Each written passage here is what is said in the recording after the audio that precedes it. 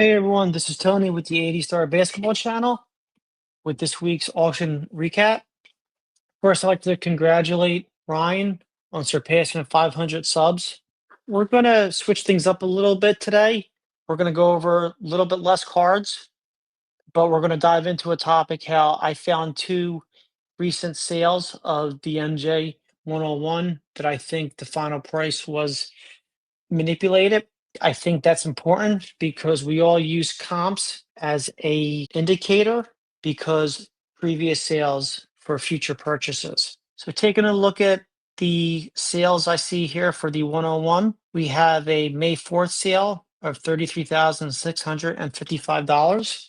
Strong sale for this BGS 8. Also a PSA 4 that went for nearly $19,000.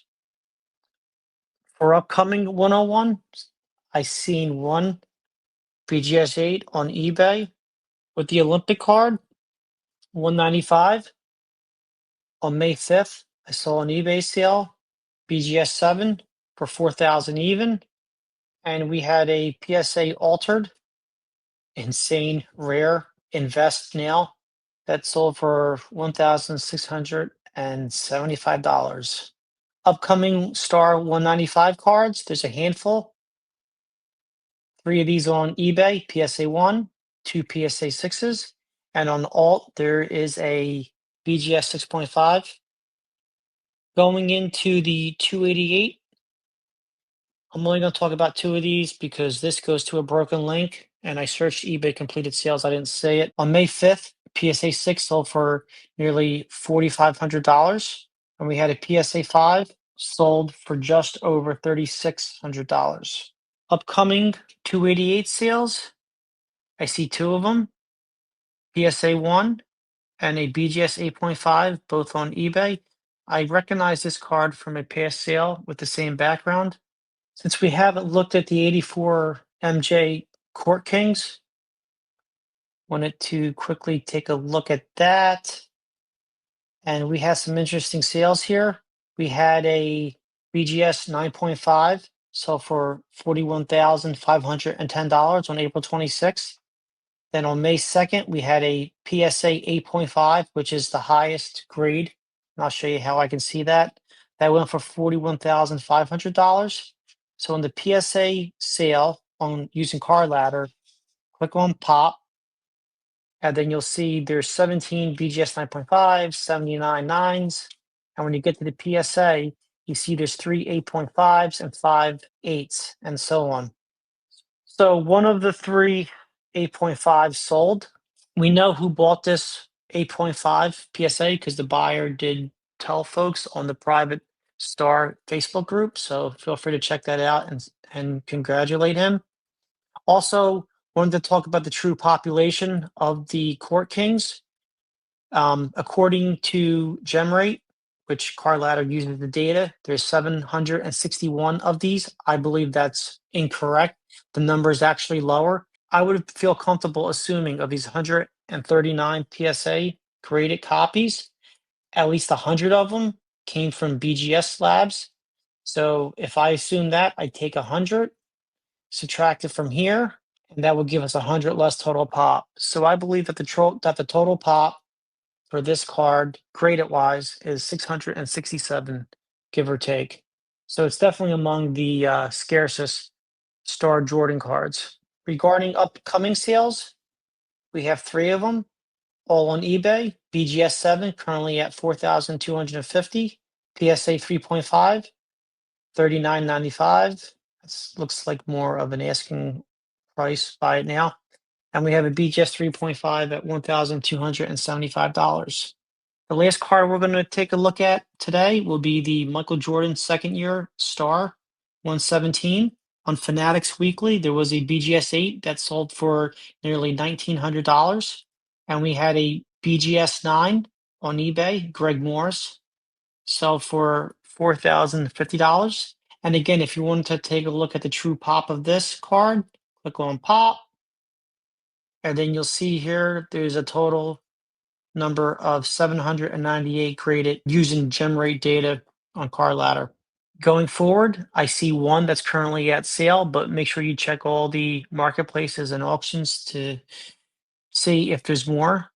We have a BGS 4.5 that's currently at $1,295.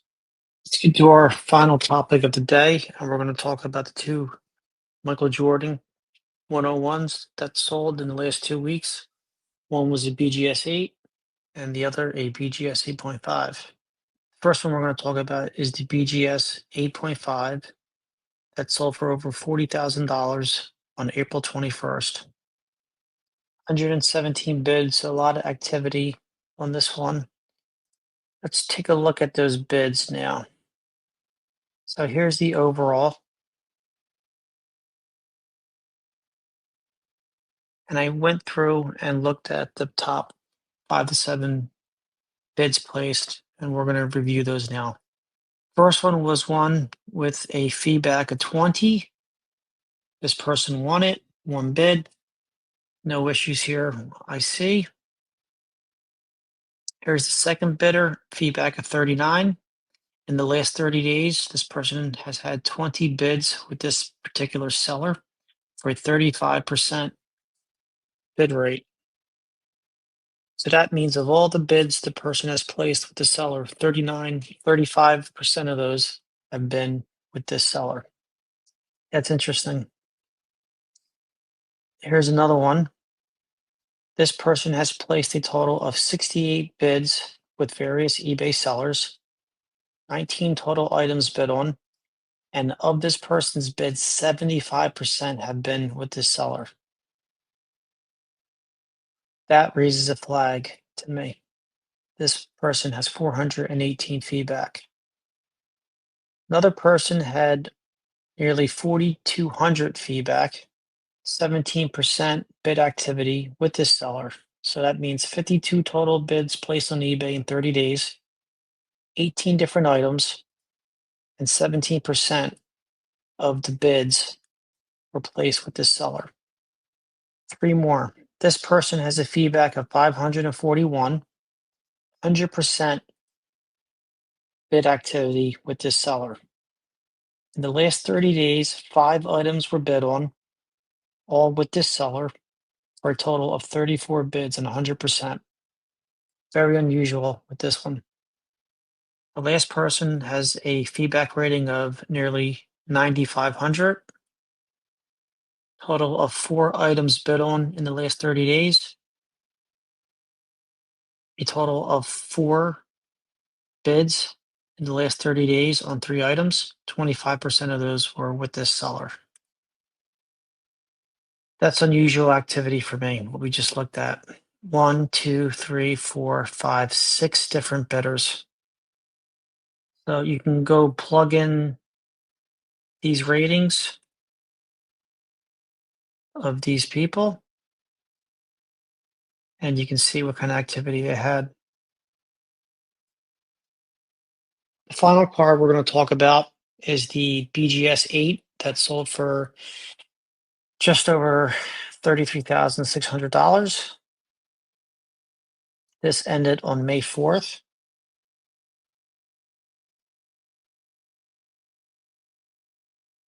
I see some of the same bidders on this one as the previous one.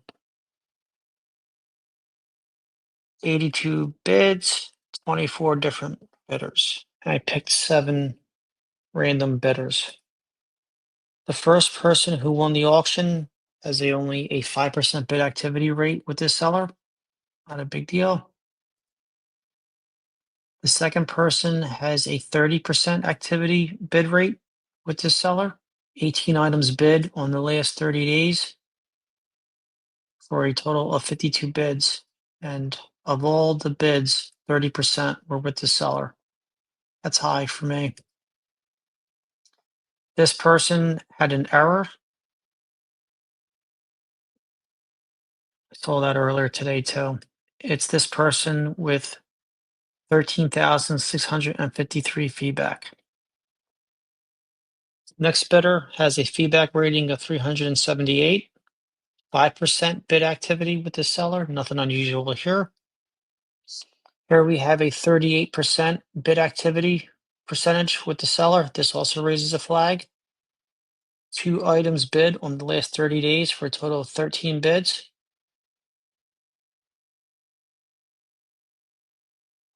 This person with 1,261 bids, feedback rating. This person with 1,261 feedback rating only had a 4% activity bid with the seller. Nothing unusual here. And the last bidder we'll take a look at has a 135 feedback rating with a 46% bid activity with this seller. So that's what I saw when I took a look at the bid history for these two cards. You can look at it yourself and come to your own conclusion, but I think this is definitely unusual activity. I'm not saying anything was shilled. I have no proof of that. Then there's the concept of bid protection. Auction houses have a different term. It could be a bid reserve. Another price protection could be you have to register and they check your credit in order to bid. What I mean by price protection is owners of the Star 101 might feel the need to ensure that sales, even if they don't win it, maintain over a certain price. And if they do happen to place a bid, trying to keep the price over a certain value because they may think it's a great deal and they don't want the car to be bought at a cheap price. Or if it is, they want to be the buyer. They want to keep it over a certain value to protect their investment of the X number of Michael Jordans they have. So that's all we have for this week. I hope you enjoyed the episode. If you have any questions and comments, please feel free to reach out to Ryan and myself in the Facebook Star group and especially on the YouTube page by leaving a comment. Thanks all. Have a good week.